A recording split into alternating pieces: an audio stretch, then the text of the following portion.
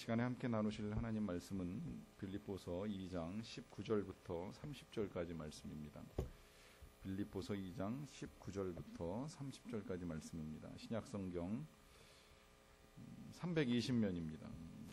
빌립보서 2장 19절부터 30절까지 말씀을 저하고 여러분들이 한 절씩 교독하도록 하겠습니다. 내가 디모데를 속히 너희에게 보내기를 주 안에서 바람은 너희의 사정을 알므로 안위를 받으려 함이니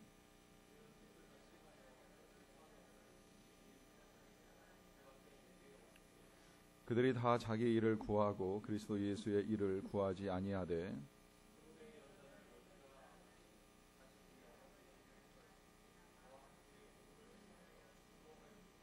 그러므로 내가 내 일이 어떻게 될지를 보아서 곧 이 사람을 보내기를 바라고 그러나 에바브로디도를 너희에게 보내는 것이 필요한 줄로 생각하노니 그는 나의 형제요 함께 수고하고 함께 군사된 자요 너희 사자로 내가 쓸 것을 돕는 자랑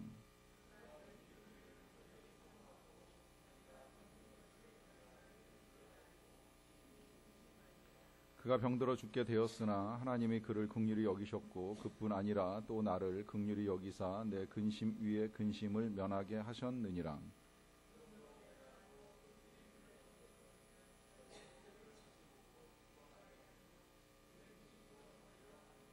이러므로 너희가 주 안에서 모든 기쁨으로 그를 영접하고 또 이와 같은 자들을 존귀히 여기라.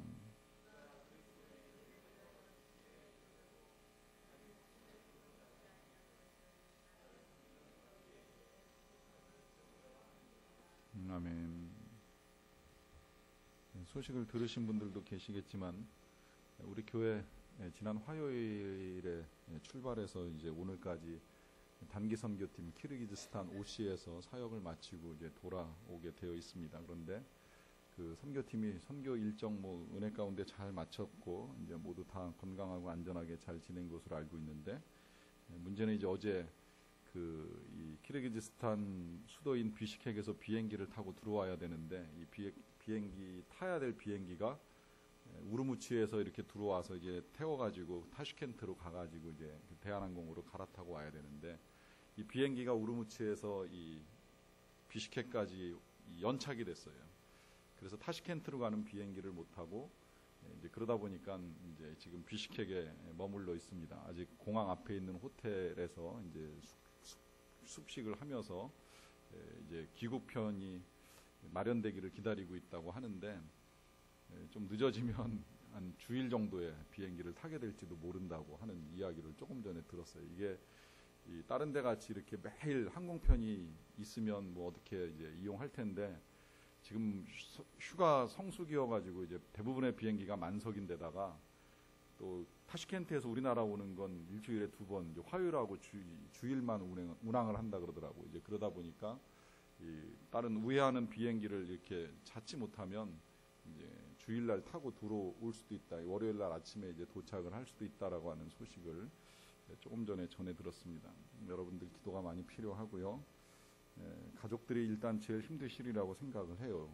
물론 함께 나간 가족들은 그래도 조금 이제 걱정이 덜 되는데 이 아이들만 이제 갔어요. 여기 부모님들 계시고 형제들이 있는데 아이들 한 3명, 뭐 미스까지 합하면 한 4명 정도 이렇게 이제 그 부모님을 두고 이제 간 가족들이 있는데 뭐 아직까지는 안전하고 건강하고 큰 문제는 안 되는데 이제 지연되는 시간 이걸 이제 어떻게 견디느냐. 한 목사님이 간밤에 저한테 이 문자를 보내주셨는데 이 팀원들이 잘 인내하고 이제 기도하면서 견딜 수 있도록 기도를 부탁하는 문자를 보내셨습니다. 이제 그런 것들 좀 힘들 거라고 생각돼요. 그리고 이제 나머지 시간들 동안에 이제 머무는 동안 계속해서 건강하고 안전하기를 위한 기도가 필요할 것이라고 여겨집니다. 이런 일 일어나면 하여튼 무조건 가족이 제일 힘드시리라고 생각이 되고요.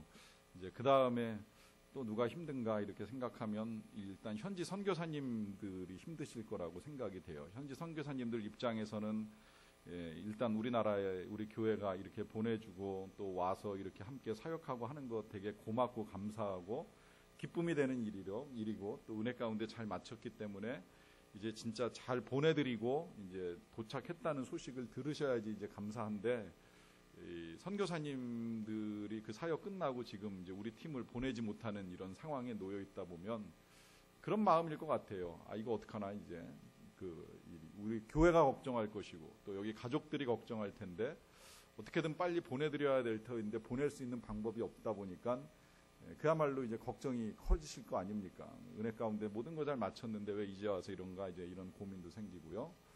그리고 뭐 솔직히 저 개인적으로도 이제 걱정입니다. 이거 어떻게든 빨리 다 들어와서, 특히 남자분들 듣자니 뭐 이번 주에 계약건 처리할 것도 많은데 지금 이제 귀국을 못 하셔서 일단 그게 제일 걱정이고, 또 학생들도 계약 준비도 해야 되고 뭐 여러 가지 일들이 일단 많은데 이 사역이 이제 여러 가지 하여튼 일들이 좀 복잡해졌어요. 그래서 좀 답답한 마음입니다. 이런 과정 중에 어떻게 보면 오늘 본문의 말씀이 이제 그들이 돌아왔을 때 우리가 어떻게 해야 되느냐라고 하는 질문 앞에 제목이 답을 줍니다. 모든 기쁨으로 영접하라라고 이제 부탁을 합니다. 돌아오게 되면, 만나게 된다면 모든 기쁨으로 영접하라라고 하는 이제 주제를 가지고 다루게 됩니다. 근데 여기서 지금 그럼 누구를 기쁨으로 영접을 해야 되느냐라고 하는 질문을 하게 되면 일단은 크게 둘로 나눴습니다. 하나는 복음을 위하여 수고한 자를 기쁨으로 영접하라라고 하는 말씀을 하고 계시고요. 또 함께 수고하고 함께 군사된 자를 모든 기쁨으로 영접하라라고 하는 이제 말씀이라고도 볼 수 있습니다. 근데 이 본문 읽기 전에 이제 먼저 조금 서론적으로 말씀을 드리자라고 하면, 지금 이 본문은 크게 두 사람에 대한 이야기입니다. 하나는 이제 디모데에 대한 이야기고, 또 하나는 이제 에바브로디도 이제 라고 하는 사람에 대한 이야기입니다. 복음을 위하여 수고한 자는 디모데를 말하는 것이고, 함께 수고하고 군사된 자는 에바브로디도를 말합니다. 이제 먼저 이 두 사람에 관한 이야기를 하기 전에 말씀드리자라고 한다면, 이 두 사람을 기쁨으로 영접해 달라라고 하는 이야기는 지극히 개인적인 이야기입니다. 제가 지금 여러분들에게 서론으로 우리 교회의 단기 선교팀이 나가서 지금 이런저런 일들을 하고 돌아오는 과정에 생긴 일을 말씀드린 건 어떻게 보면 지극히 이제 개인적인 일이 될 수가 있고 개교회적인 일이 될 수가 있습니다. 제가 이 말씀을 전할 때에 이제 염두에 두는 것 가운데 한 가지가 뭐냐면, 제가 전하는 이 말씀이 물론 이 자리에 계신 여러분들도 듣기는 합니다만은, 이 말씀이 이제 일단 영상에 올라가다 보니까, 이제 유튜브에 올라가다 보니까 우리 교회 교인들만 듣는 것이 아니라 이제 다른 교회 교인들도 듣고, 감사하게도 멀리 미국에 계신 분도 계속해서 듣고 계시다라고 하는 소식을 전해 주실 때가 있어요. 이제 그러다 보니까 제가 가능하면 이제 개교회적인 이야기나 제 개인적인 이야기를 조금 이제 자제하려고, 특히 개교회적인 교회의 사정과 형편에 대한 이야기를 자제하려고 하는 이유 중에 하나가 이제 보편적으로 들려야 되는, 모든 사람들이 들을 수 있는 말씀이어야 되기 때문에, 뭐 예를 들어 이야기할 수는 있겠지만 이제 교회에 집중해서 말을 하는 걸 가능하면 이제 절제하려고 애를 씁니다. 이건 이제 잘못하면 강단에서 전하는 메시지가 이제 개인적인 메시지로 전달되는 일이 생길 수도 있기 때문이라고 하는 것인데요. 그런데 우리가 성경을 읽어 나가면서 지금 이제 이런 문제에 부딪힐 때가 있습니다. 사도 바울이 성경으로 우리에게 귀한 말씀들을 남겨줬는데 이 말씀 속에서 이런 개인적인 문제를 지금 다루고 있다라고 하는 거예요. 지극히 개인적으로 본인의 제자인 디모데에 관해서, 또 이 편지를 전달해주는 에바브로디도에 관한 개인적인 이야기를 전달하는데, 이 개인적인 이야기를 전달하는 이 과정이 더 재밌는 건 뭐냐면, 앞서 나와 있던 그 본문 이제 2장 앞부분을 얘기하는 거예요. 2장 1절부터 18절, 특히 11절까지 말씀을 중심으로 본다라고 하면, 이 말씀은 굉장히 범우주적이라고 해야 될까요? 아니면 광대하다라고 표현을 할까요? 하여튼 그런 식으로 큰 주제를 가지고 이야기를 했습니다. 그 주제는 뭐냐면 예수 그리스도에 관한 것이었었고, 예수 그리스도가 누구냐? 원래 하나님과 본체이셨다. 그러나 하나님과 동등됨을 취할 것으로 여기지 아니하시고 육신을 입고 이 땅에 오셨다. 그가 우리를 위하여 종이 되셨다. 그가 종이 되시고 난 다음에 하나님이 그를 높이셨다. 승천하셨다는 의미죠. 그리고 영광을 취하셨다. 그 영광 앞에 모든 사람들이 무릎을 꿇는다. 이 일련의 말씀들이 얼마나 광대하고 얼마나 기가 막힌 말씀입니까? 아주 굉장한 교리이고 진리이고 복음입니다. 근데 이런 말씀들을 하시고 난 그 뒤에 개인적으로 이 디모데에 대한 이야기, 에바브로디도에 대한 이야기가 개인적으로 들리기 때문에 야, 이건 그냥 좀 지나치게 사적이지 않느냐라고 하는 식으로 생각할 가능성이 우리에게 있다는 거예요. 그러나 그렇게 생각할 수 없다라고 하는 것이 뭐냐면 언제나 그러하듯이 복음은 늘 실천을 동반합니다. 실천을 동반한다라고 하는 건 삶과 무관하지 않다라고 하는 거예요. 결국 이 우리가 알고 있는 교리나 진리, 예수 그리스도에 대한 모든 것들은 우리의 삶을 통하여서 분명하게 다시 확인되어야 되고 삶에서 증거로 드러나야 됩니다. 그런 의미에서 사도 바울은 지금 개인적으로 디모데나 에바브로디도에 관한 이야기를 하고 있기는 하지만 그렇다라고 해서 절대 교리를 떠나거나 진리를 떠나지는 않습니다. 그가 이와 같은 부탁을 하는 과정 중에도 이와 연결시켜서 삶의 문제를 함께 다루고 있습니다. 어떻게 보면 그런 면에서는 이러한 문제를 다루는 게 우리에게 훨씬 더 유익하다라고 하는 걸 생각해 볼 수 있어요. 왜냐하면 우리가 알고 있는 복음은 삶을 통해서 드러나야 하기 때문입니다. 한 목사님이 그 상황들을 이제 연락하는 문자를 저에게 주시면서 이제 어제 그런 상황 속에서 제일 먼저 그 자리에 있었던 사람들의 입에서 나온 말이 기도해야 되겠네요. 빨리 기도합시다. 이제 이런 말들을 주고받았다라고 하면서 굉장히 감사하다라고 하는 표현을 써요. 이 같은 성도들과 함께 신앙생활하고 함께 교회를 섬기고 함께 선교를 할 수 있는 이 모든 사실에 대한 감사의 고백하면서 하나님께 영광 올려드린다. 이제 이런 메시지를 함께 주셨습니다. 이게 지금 이제 삶의 자리에서 드러나는 진리이고 복음의 내용인 거예요. 어떤 상황인지 지금 굉장히 힘들지만 여러 가지 일정들이 비틀어지고 꼬이는 상황이지만 그 상황 속에서도 입술의 고백은 감사로 나올 수 있다라고 하는 이것이 진리를 붙들고 예수를 붙들고 살아가는 삶의 증거라고 하는 것이지요. 그렇기 때문에 이게 절대 무관한 것이 아니라고 하는 것을 이제 우리에게 밝혀주면서 이제 한 사람 한 사람에 대한 이야기를 합니다. 먼저 디모데한 이야기 잠깐 보겠습니다. 2장 19절입니다. 내가 디모데를 속히 너희에게 보내기를 주 안에서 바람은 너희의 사정을 알므로 나도 사정을 알므로 안위를 받으려 함이라 그래요. 자, 디모데를 보내고자 하는 마음을 일단 먼저 이야기합니다. 디모데를 보내는데 그 보내는 과정에 필요한 몇 가지가 있습니다. 일단 속히 너희에게 보내기를 바라는데 그냥 바란다라고 하지 않고 주 안에서라고 하는 말을 사용합니다. 주 안에서. 이 주 안에서는 우리가 사도 바울의 편지 로마서뿐만이 아니라 뭐 빌립보서 그 밖에 많은 편지를 읽을 때마다 참 많이 보게 되는 표현인데요. 뭐 이것뿐만이 아니라 이제 그리스도 안에서라고 하는 표현도 참 많이 봅니다. 이건 사도 바울 신앙의 전체라고도 이제 그 표현할 정도로 사도 바울의 신학이 여기서 만들어졌다고 할 정도로 아주 중요한 표현입니다. 엔 크리스토스, 엔 퀴리오스 그래가지고 하나님 안에서 그리스도 안에서 주님 안에서 이 모든 것들 주님 안에서 우리가 은혜를 받고 주님 안에서 구원받고 주님 안에서 살아가고 주님 안에서 천국에 이르게 될 것이다라고 하는 이 모든 것들이 주님 안에서 진행된다라고 하는 거예요.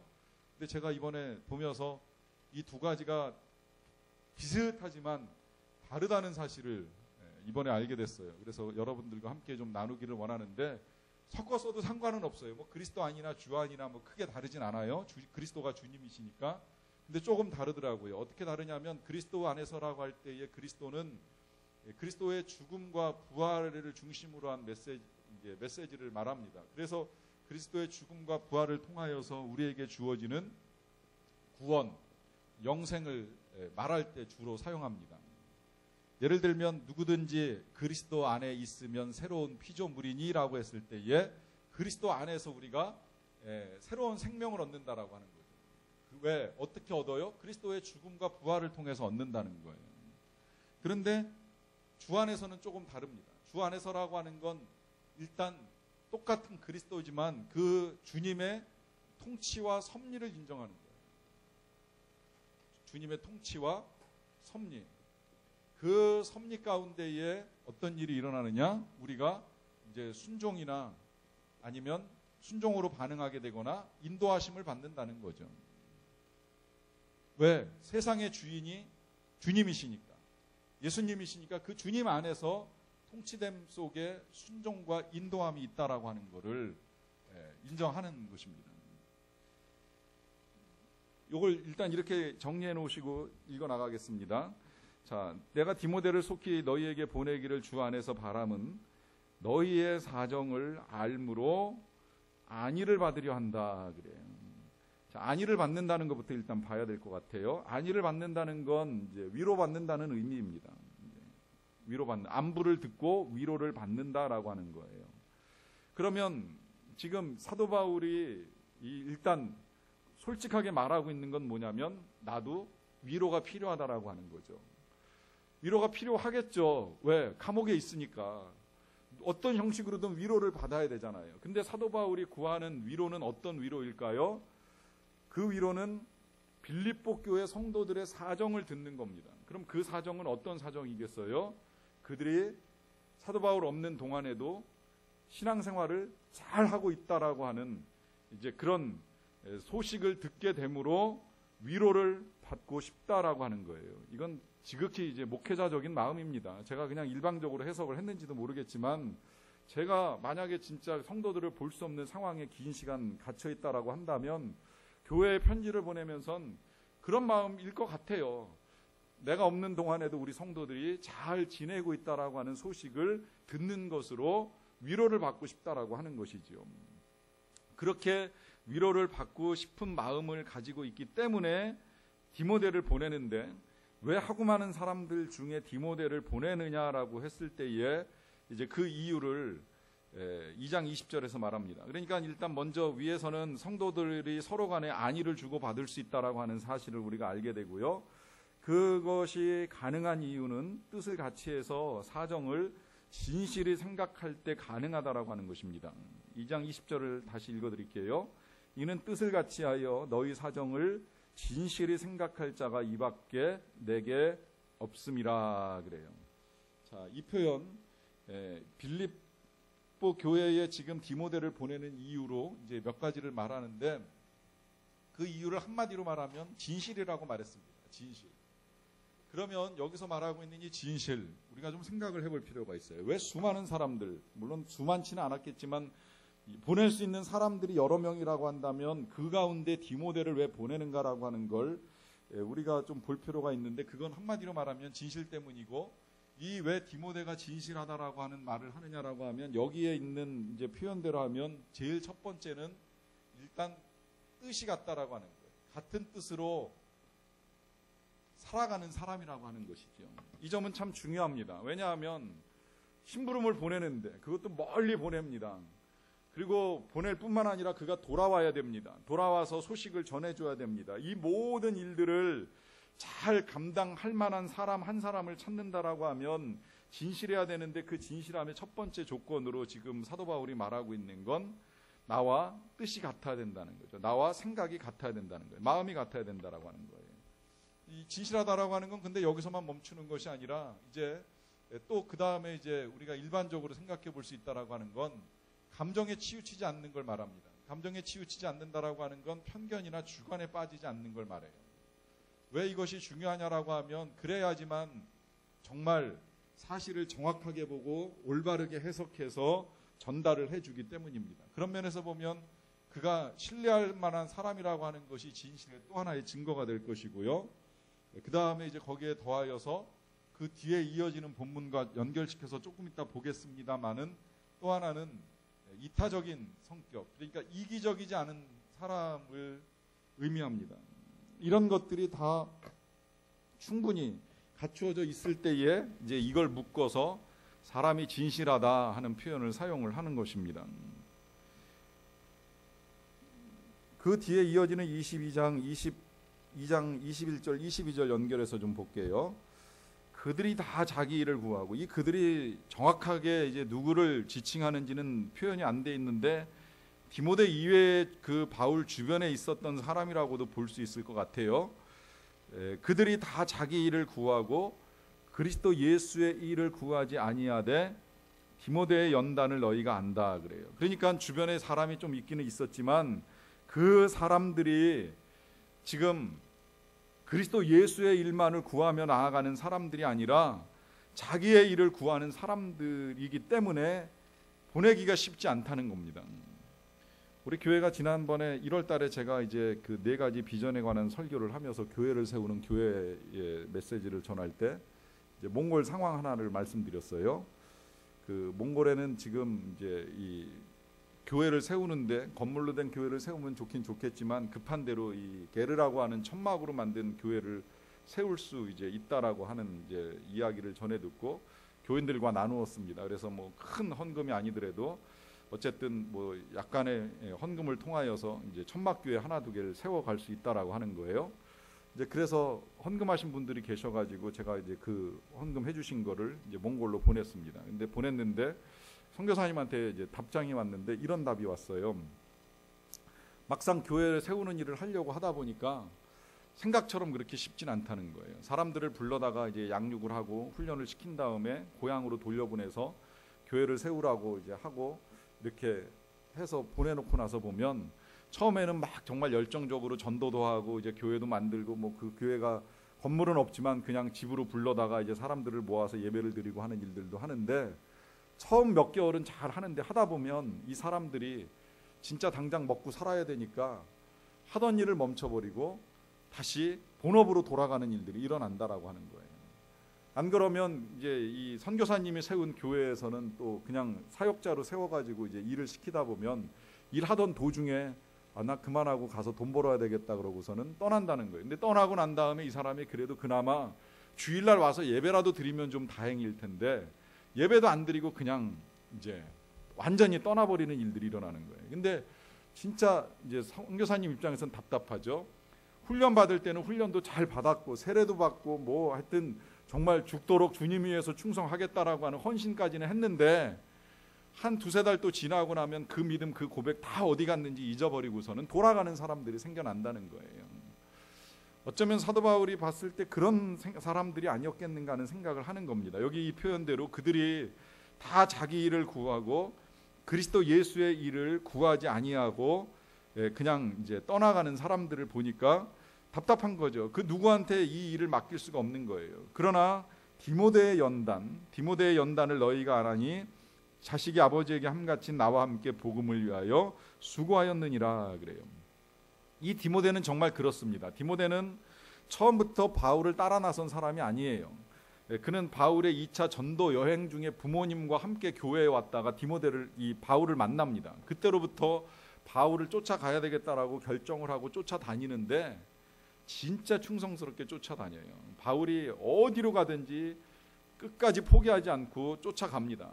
심지어 그가 감옥에 들어갈 때에도 쫓아 들어가서 도와주고 못 들어가면 밖에서 이렇게 먹을 거 챙겨주고 옷 챙겨주고 하면서 도와주는 일들을 하는 거예요. 그리고 뭐 힘들 때는 바울이 아무것도 할 수 없을 때는 바울 옆에서 편지를 대신 써주는 일. 우리가 보고 있는 편지 가운데 한 5개 정도가 이 바울이 불러주고 디모데가 받아 적기 해가지고서 이제 쓰여진 편지인데요. 그런 일들 하면서 정말 자식이 아버지에게 함같이 복음을 위하여 수고하는 일을 멈추지를 않습니다. 이런 사람이다 보니까 이제 바울이 믿고 그의 진실함을 알고 그를 빌립보 교회에 보내는 거예요. 가서 소식을 좀 듣고 오라고 이제 부탁을 하는 거죠. 이제 그러면서 빌립보 2장 23절 말씀에 그러므로 내가 내 일이 어떻게 될지를 보아서 어떻게 될지를 본다라고 하는 이 말은 사형에 처해질지 아니면 해방될지 감옥에서 나오게 될지를 판결이 나는 것을 좀 지켜보고 나서 곧 이 사람 디모데를 보내기를 바라고 나도 속히 가게 될 것을 빌립보 교회로 가게 될 것을 주 안에서 확신하노라 그래요. 여기서 다시 한번 이제 주 안에서라고 하는 표현이 나옵니다.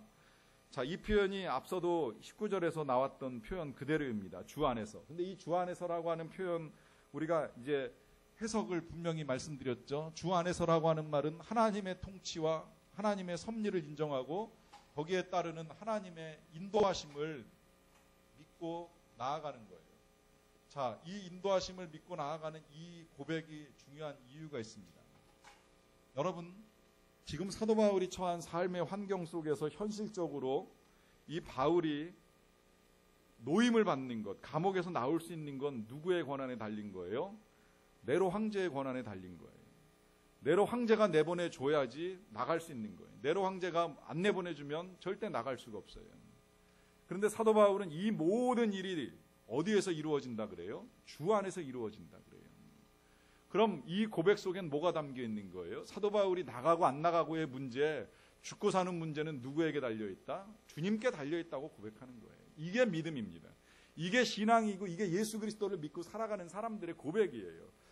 이 삶의 현장 속에서 그 모든 일들이 진행되는 건 그 일을 관리하는 사람에 달린 문제가 아니라 이 모든 우주의 통치자이신 주님에게 달려있다라고 고백하는 거예요. 그래서 그 주님이 보내주시면 가는 거고 안 보내주시면 갇혀 있는 거고 천국으로 데려가시면 사나 죽으나 내 생명이 주님 것이라고 따라가는 것이고 믿으면서 나아가는 것입니다. 다만 이 확신은 가능한 거예요. 내가 주님 안에서 주님의 통치와 섭리 가운데 속히 너희에게 가게 될 날이 이르게 되지 않겠느냐, 이 믿음으로 고백하며 지금 확신을 가지고 나아가는 것입니다. 그렇게 가기 전에 이제 또 한 사람에 대한 이야기를 합니다. 그 사람이 누구냐면 이제 에바브로디도인데요. 2장 25절로 넘어갑니다. 그러나 에바브로디도를 너희에게 보내는 것이 필요한 줄로 생각하노니 그는 나의 형제요 함께 수고하고 함께 군사된 자요 너희 사자로 내가 쓸 것을 돕는 자라 그래요. 참, 이 에바브로디도 한 사람을 놓고서 사도 바울이 기가 막히게 귀한 표현들을 참 많이 사용합니다. 에바브로디도 일단 디모데를 보내기 전에 먼저 보내는데 자 어떤 사람이냐라고 했을 때 제일 먼저 형제라고 하는 표현을 사용을 합니다. 말 그대로 가족이라는 의미이고요. 또 형제라고 하는 말의 의미 속에는 같다라고 하는 의미가 사용돼 이제 있습니다.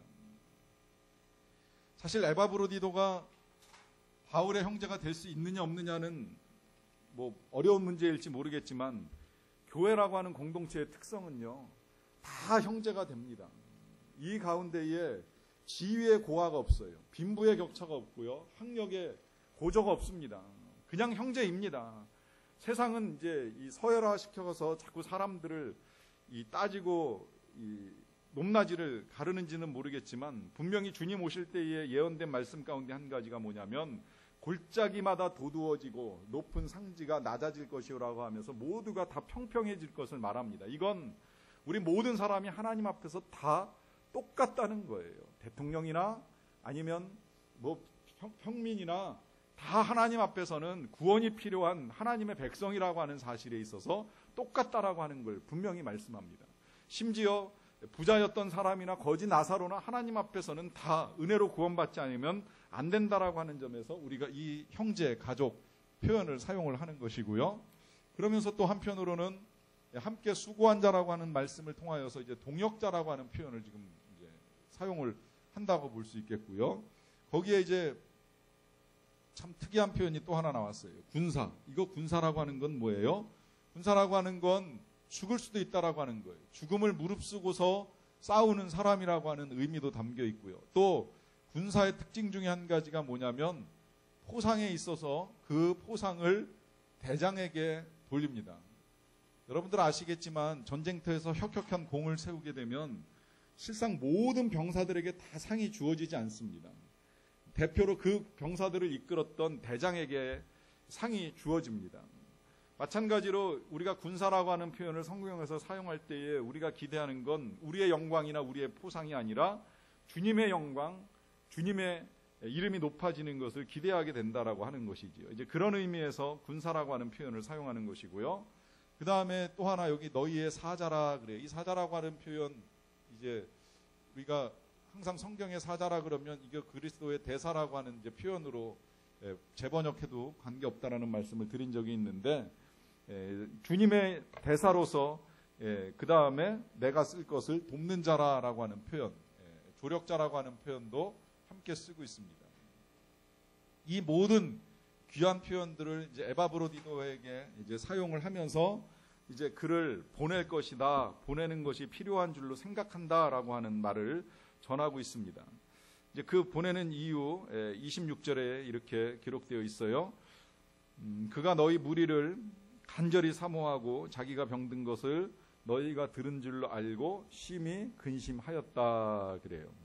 자, 이 상황 제가 빌립보서 시작하면서 한번 말씀드린 적이 있습니다만 오늘 본문에 나왔기 때문에 또 한번 정리를 해드린다라고 한다면, 원래 이 사도 바울이 이제 감옥에 갇혔다라고 하는 소식을 빌립보 교회 교인들이 듣자, 교인들이 그 다음에 한 것이 뭐냐면 열심히 헌금을 모아가지고 그 헌금을 바울에게 보내는 일을 한 거예요. 근데 그 보내는 일을 한 사람이 누구냐면 바로 이 에바브로디도입니다. 그 에바브로디도가 헌금을 가지고 이 빌립보에서 로마까지 먼 길을 가가지고 바울에게 전달을 해줬어요. 근데 문제는 뭐냐면 그 여정 중에 너무 힘들고 또 열병이 들었는지 괴로워가지고 병이 났어요. 근데 그 병 난 게 정말 죽을 것 같은 병이었습니다. 왜 사람이 그런 일이 간혹 있잖아요. 이 병이 났는데 오랫동안 그 병에서 쉽게 벗어나지 못하면 야 이러다 정말 죽는 거 아니야 라고 하는 걱정이 들 만큼 그런 병이 든 겁니다. 이제 그러다 보니까 이 로마에서 그 사도 바울이 안 되겠으니까 누굴 보냈는지 모르겠는데, 아니면 빌립보에서 사람이 왔을 수도 있어요. 왜냐하면 에바브로디도를 보내기는 보냈는데 돌아오질 않는 거예요. 아무리 기다려도 안 오는 거예요. 그러면 이게 가다가 사고가 났는지 죽었는지 돈은 잘 전달이 됐는지 어떻게 됐는지 굉장히 궁금하니까 빨리 누구라도 가서 바울에게 가가지고 소식을 좀 듣고 와라, 이제 이런 이야기를 했을 거 아닙니까? 아니면 바울 편에서 빌립보에서 기다리고 있을 테니까 누군가를 보내서는 답을 했을 거라고 여겨져요. 어떻게 해서든 빌립보 교회 교인들은 소식을 들은 겁니다. 듣자 하니 에바브로디도가 로마까지 가기는 갔는데 거기서 죽을 병에 걸려가지고 지금 못 오고 있다는 거예요. 옮길 방법이 없다는 거예요. 그러다 보니까 빌립보 교회 교인들이 걱정이 커진 거죠.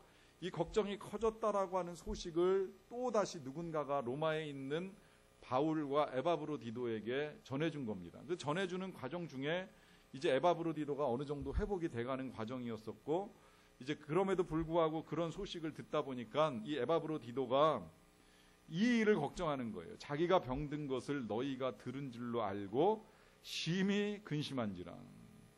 여러분 이 마음도 이해하시리라고 생각을 합니다. 제 입장에서는 성도들이 편찮거나 아니면 뭐 사고가 나거나 어려움을 겪어서 입원하시면 저는 반드시 제가 신방을 해야 된다고 생각을 하고 가능하면 신방을 하려고 애를 쓰고는 있는데, 입장이 바뀌었을 땐 또 조금 달라요. 제가 이제 과거에 한번 섬기던 교회에서는 제 아내가 수술을 하는 일이 있었는데, 제 아내가 수술을 한다 그러면 괜스레 교인들이 걱정할까봐 사실은 저도 똑같이 기도를 부탁하고 하는 일들을 해야 되긴 하지만, 이제 교인들이 근심하고 걱정한다라고 하는 이유 때문에 아무에게도 알리지 않고 이 병원에 이제 입원시키고 이제 수술이 진행되는 일이 있었어요. 근데 그때 마침 공교롭게도 그 수술이 한참 진행되는 동안에 장례가 나버린 거예요. 그래서 이제 저는 전도사로 있었고 제 담당 목사님이 빨리 장례식장에 가보라 그러는데, 제가 목사님에게 부탁을 드렸죠. 가긴 갈 텐데 지금 수술 끝나고 일단 수술실에서 어떻게 나오는지만 좀 보고 가겠습니다. 이제 그래서 할 수 없이 이제 목사님께도 말씀을 드리고 조금 늦어지는 상황들을 이제 알리게 된 거예요. 이제 그러다 보니까 이제 목사님이 이제 그 상황들을 아시고서 성도님들한테 얘기를 하기 시작을 하셨어요. 그러다 보니까 이제 알리지 않으려고 했던 일들이 이제 많은 사람들에게 알려지고, 이제 그러면서 이제 병문안을 오시는 일이 있었는데, 그때 병문안 오신 권사님이 이제 야단을 치시더라고요. 저한테 왜 말하지 않으셨냐고 이제 하면서 우리들도 알고 같이 기도해야 되는 거 아니냐 이제 이런 말씀하시는데, 그때 제 마음은 그랬어요. 그냥 걱정 끼쳐드리지 말아야지. 그리고 저나 저의 가족들의 일로 하여튼 성도들이 염려하는 건 가능하면 없어야 된다. 제가 그냥 요새도 하기 싫은 운동을 열심히 하는 이유 중에 하나가 이제 제가 건강해야 성도들의 걱정을 조금이라도 덜어준다는 생각을 가지고 운동을 그냥 하기 싫어도 열심히 하려고 애를 쓰는데, 그런 마음인데 사실은 이제 이런 소식이 전달되면서 성도들이 근심을 하면 제 입장에서도 근심이 생기는 거죠. 이게 지금 에바브로디도의 고민이 여기에 있는 것 같아요. 조용히 빨리 치료받고 이제 돌아가고 싶었는데 교인들이 다 알아버리니까 그걸 가지고 오히려 더 근심이 커진 겁니다. 그런 의미에서 이 군사라고 하는 건 자신보다 남을 먼저 생각하는 사람이라고 이제 정의할 수 있겠는데요. 이 에바브로디도가 남을 얼마나 생각하는지 2장 30절에서 한 번 더 드러납니다. 그가 그리스도의 일을 위하여 죽기에 이르러도 자기 목숨을 돌보지 아니한 것은 나를 섬기는 너희의 일에 부족함을 채우려 함이니라 하면서 죽기까지 될 정도로 자기 목숨을 돌보지 않을 만큼 남을 먼저 생각했다는 거예요. 그런데 그 2장 30절의 마지막 부분에 오해가 있을 수 있어서 조금 더 설명드리자면, 나를 섬기는 너희의 일에 부족함을 채우려 함이라고 했을 때에 사도 바울 선생님이 자신을 섬기는 일에 빌립보 교회가 부족하다라고 말하는 거 절대 아닙니다. 다만 여기서 부족함이라고 하는 건 이 교회가 할 수 없는 몇 가지가 있었잖아요. 이제 예를 들어서 바울에게 모아준 헌금을 전달하는 일을 할 수 있었던 사람은 에바브로디도밖에 없었잖아요. 그리고 와가지고 바울을 만나고 하는 일도 역시 이 사람밖에 할 수 없었던 일이기 때문에 그걸 부족함이라고 이야기하는 거지, 섬김이 부족했다, 섬김이 못마땅하다 하는 뜻의 부족함은 절대 아니라고 하는 것입니다. 그래서 그가 와서 어쨌든 나를 잘 섬겨줬는데 안타깝게도 27절로 넘어갑니다. 그가 병들어 죽게 되었다라고 하는 거죠. 그런데 하나님께서 그를 긍휼히 여기셨고 그뿐 아니라 또 나를 긍휼히 여기사 내 근심 위의 근심을 면하게 하셨느니라 그래요. 여기서 이제 바울의 근심 위의 근심은 충분히 이해가 되지요. 이 근심은 여기까지 찾아온 이 에바브로디도가 병들던 것도 근심이고, 거기다가 정말 이 사람이 살아나지 못하고 죽으면 얼마나 그 근심은 더 컸겠어요. 그러다 보니까 굉장히 근심을 많이 했는데 하나님께서 그를 긍휼히 여기셔서 또 바울을 긍휼히 여기셔서 살려주셨다라고 하는 거예요. 여기서 이제 다음 절로 넘어가기 전에 이 사실을 한 가지 여러분들이 또 아시기를 바랍니다. 뭐냐면 이런 질문이 있을 수 있어요. 사도 바울이 로마 감옥에 갇히기 전까지 실은 사람들 참 많이 고쳐줬습니다. 많이 고쳐줬기 때문에 변화받은 사람들도 많아요. 또 귀신 들린 사람 내쫓아주는 일도 있었고, 사도 바울도 죽었던 유두고를 살려내는 기적도 행했습니다. 어떤 사람은 그 손수건만 붙잡아도 병 치료가 되었습니다. 그런데 생각해보면 이 에바브로디도는 사도 바울이 있는 로마까지 정말 죽음을 다해서 찾아갔음에도 불구하고 치료가 안 되고 있었어요. 여러 날 동안 아팠어요. 왜 그럴까요? 이건 무슨 말씀을 하고 계시는 걸까요? 사도 바울이라고 해서 다 고칠 수 있는 건 아니라는 거예요. 그리고 모든 사람들이 다 기도한다고 해서 고침받는 건 아니라고 하는 거예요. 그렇다고 또 기도할 필요가 없다는 것도 의미하지는 않습니다. 고치고 안 고치고는 하나님의 뜻에 달려 있어요. 더욱이 불신자 같은 경우, 믿음이 연약한 자들은 치유를 통해서 하나님이 살아계신 걸 보여주시는 일들도 많지만, 경우에 따라서는 믿음 좋은 사람도 하나님이 고치지 않고 데려가시는 일들도 일어날 수도 있다라고 하는 거예요. 이 모든 것이 한마디로 말하면 다 주 안에서 일어납니다. 주 안에서 일어나니까 사도 바울이 내가 세상을 떠날 수도 있고 너희를 가서 볼 수도 있다라고 하면서 계속 엇갈려가면서 편지를 쓰는 거예요.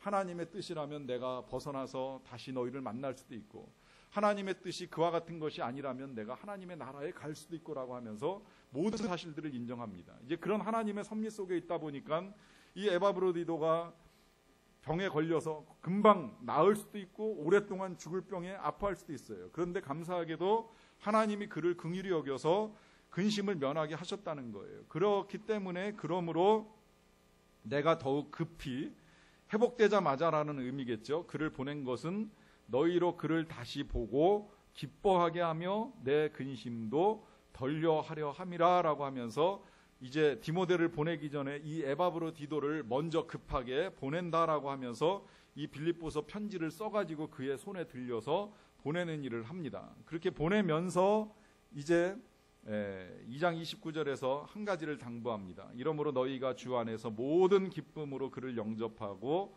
또 이와 같은 자들을 존귀히 여기라 그래요. 자, 이 부탁, 이제 오늘 제목이기도 하고 결론이기도 한 이 부탁, 모든 기쁨으로 주 안에서 그를 영접하라, 또 이와 같은 자들을 존귀히 여기라 하는 부탁을 하는데, 이런 부탁하지 아니하여도 빌립보 교회 성도들이 당연하게 이와 같은 사람들을 기쁨으로 맞이하고 영접하지 않겠는가? 뭐 우리 지금 키르기즈스탄에서 이제 이 팀원들이 돌아오게 되면 언제 오든지 간에 다 기쁨으로 영접할 거 아닙니까? 그런데 과연 그러할까라고 하는 생각을 하게 되면 아닌 일들도 종종은 일어나더라고요. 뭐 우리 교회야 그런 일이 없으리라고 확신을 합니다만은, 과거에 이제 우리나라에서 아프가니스탄으로 선교팀을 보냈던 교회 이야기 최근에 다시 불거지기 시작을 했어요. 그때 이야기를 회상해 보면 제일 가슴 아픈 게 그거예요. 일단 뭐 배 목사님이 순교하신 것도 그렇고 청년 중에 한 사람이 세상을 떠난 것도 가슴이 아픈데 그들이 돌아왔을 때에 저는 교회의 반응이 진짜 가슴이 아팠어요. 그들이 돌아왔을 때에는 적어도 모든 교회들이 진짜 기쁨으로 그 돌아온 사람들을 영접해 줘야 되거든요. 살아 돌아온 사람들 얼마나 그동안에 힘들었겠어요. 열흘 동안 붙잡혀가지고 아무것도 하지 못하고 묶여있고 이제나 저제나 돌아갈 거 얼마나 힘든 시간을 보내다가 돌아왔겠습니까? 근데 돌아온 그 사람들에 대한 반응, 세상은 그럴 수 있어요. 세상은 왜 갔냐, 죽으려고 갔느냐 이런 식의 이야기를 할 수 있겠지만 적어도 교회는 그들을 정말 기쁨으로 영접하면서 맞이해야 되는데 교회가 그들을 비판합니다. 교회가 그들을 향하여서 왜 위험한 데를 그렇게 무릅쓰고 갔느냐라고 하는 식의 반응들을 통하여서 그들이 무모하다, 무식하다 이런 식의 반응들을 보이는 걸 봤을 때 돌아와서 위로는커녕 오히려 더 큰 상처를 받는 사람들을 보면서 그래서 그들이 돌아오고 나서는 지난 한 7, 8년 동안 정말 서로 만나지도 못하고 서로 이야기도 못하고 아무 이야기도 못하고 정말 죽은 사람들처럼 지냈다는 이야기를 최근에 들으면서 이건 아니지 않는가. 세상은 그럴 수 있지만 교회가 선교를 떠나는 사람, 선교에서 돌아오는 사람을 기쁨으로 맞이하는 것이 마땅한데 왜 그렇게밖에 하지 못하는가라고 하는 생각이 듭니다. 오늘 말씀은 또다시 우리 교회에 우리 모두에게 이렇게 당부합니다. 어떤 이유로든 일단 복음을 위하여 수고하고 복음을 위하여 군사되고 복음을 위하여 애쓴 모든 사람들이 돌아올 때는 어떤 이유로든 그가 열매를 맺었던 못 맺었던 어떤 이유로든 주 안에서 기쁨으로 영접할 것을 당부합니다. 존귀 여기라고 말합니다. 이것이 복음을 위하여 수고하는 자들, 함께 군사되고 수고한 자들을 위하여 우리가 취하여야 될 마땅한 태도인 줄로 믿습니다. 우리 같이 잠깐 찬양하고 기도하겠습니다.